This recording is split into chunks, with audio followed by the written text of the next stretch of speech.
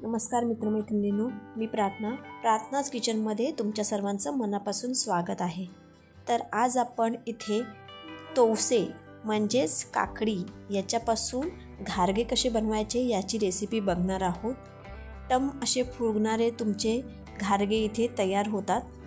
हे बघा, तुम्ही पाहू शकता कशी आपली घारगे इथे छान फुगलेले आहेत। तुम्हाला मी इथे एक ओपन करून सुद्धा दाखवते, जेणेकरून तुमच्या लक्षात येईल की वरून फुगलेले आणि आतून नरम असे हे काकडीचे घारगे आपण पाहणार आहोत। चला तर मग जास्त वेळ न घालवता आपण आपल्या रेसिपीकडे वळूया। इथे मी मोठी काकडी स्वच्छ धुवून घेतलेली आहे। आमच्या गावी या मोठ्या काकडीला तोवसे असे म्हणतात। त्याच्यासाठी मी इथे काकडीचे 2 भाग केलेले आहेत। मी इथे काकडीचे घारगे बनवण्यासाठी फक्त अर्ध्या काकडीचाच फक्त वापर करणार आहे। हे बघा, त्यासाठी मी ह्या काकडीला इथे मधून असे चिरून घेतलेले आहे। चिरून घेतल्यानंतर मी ही काकडी इथे किसणीवरती किसून घेणार आहे। किसणीवरती किसत असताना आपल्याला ही काकडी सोलायची नाहीये।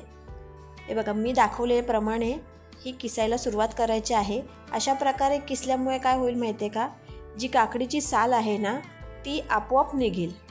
तुम्ही व्हिडिओमध्ये पाहू शकता मी कशा प्रकारे किसत आहे ते। छान अशी आपल्याला ही काकडी इथे किसून घ्यायची आहे। काकडी किसत असतानाच आपल्याला ह्याची साल ही वेगळी मिळेल। तुम्ही बघाच कशा प्रकारे मी किसत आहे। हे बघा, अशा प्रकारे किसल्याने ही साल आपल्याला वेगळी मिळते।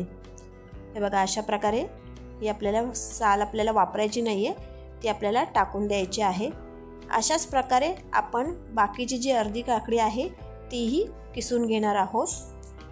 काकडी किसून झाल्याच्या नंतर आपण आता हिचे मिश्रण तयार करून घेणार आहोत। त्यासाठी मी हा काकडीचा रस एका भांड्यात काढून घेतलेला आहे। काकडीचे मिश्रण बनवण्यासाठी मी इथे या काकडीच्या रसामध्ये जवळजवळ अर्धा वाटी गूळ घातलेले आहे। गूळ घातल्याच्या नंतर त्याच्यामध्ये मी चवीनुसार इथे मीठ घातले आहे आणि हे मिश्रण मी इथे छान असे मिक्स करून घेतलेले आहे।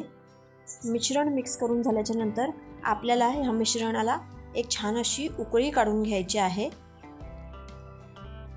हे बघा, अशा प्रकारे आपल्याला या इथे छान अशी उकळी काढून घ्यायची आहे।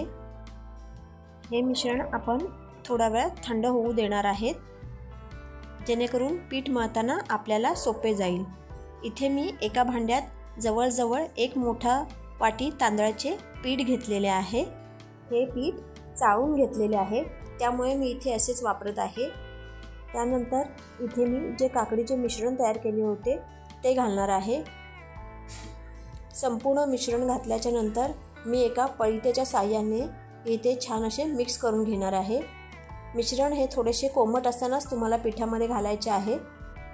त्यानंतर मी इथे घातला आहे 1 चमचा धना पावडर, 1 चमचा गरम मसाला। मीठ हे मी आधीच घातलेले आहे, त्याच्यामुळे आता इथे पिठामध्ये मीठ घालण्याची गरज नाही आहे। तुम्हाला छान इथे असे मिसळून घ्यायचे आहे। मिसळून घेतल्याच्या नंतर नॉर्मल पाण्याचा वापर करून तुम्हाला इथे हे पीठ छान असे मळून घ्यायचे आहे। मळलेले पीठ हे जास्त घट्टही असू नये आणि जास्त पातळही असू नये। त्यानंतर ह्याच्यामध्ये थोडेफार प्रमाणात तेल घालून हे पीठ पुन्हा असे मळून घ्यायचे आहे।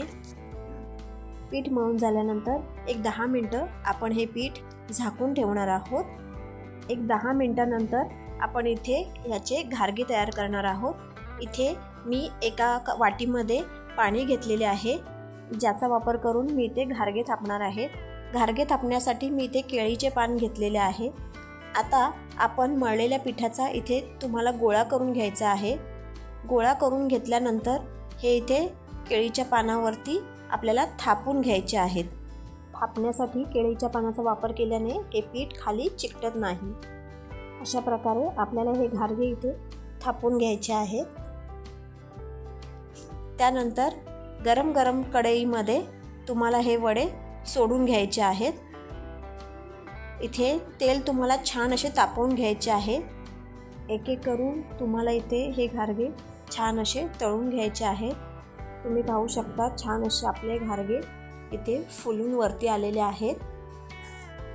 दोन्ही साईडने तुम्हाला इथे छान हे परतून घ्यायचे आहेत. अशा प्रकारचे घारगे तुम्ही घरी नक्की करून पहा, तुम्हाला नक्की आवडतील. स्पेशली लहान मुलं घरात असतील तर ही रेसिपी नक्की ट्राय करा. व्हिडिओ आवडल्यास माझ्या चॅनलला लाईक, शेअर आणि सबस्क्राईब नक्की करा, जेणेकरून असेच नवनवीन व्हिडिओ मला तुमच्यापर्यंत पोहोचवता येतील. चला तर मग मंडळी, भेटूया नेक्स्ट व्हिडिओमध्ये. तोपर्यंत बाय बाय. माझे व्हिडिओ पूर्ण पाहिल्यास तुमच्या सर्वांचे मनापासून आभार.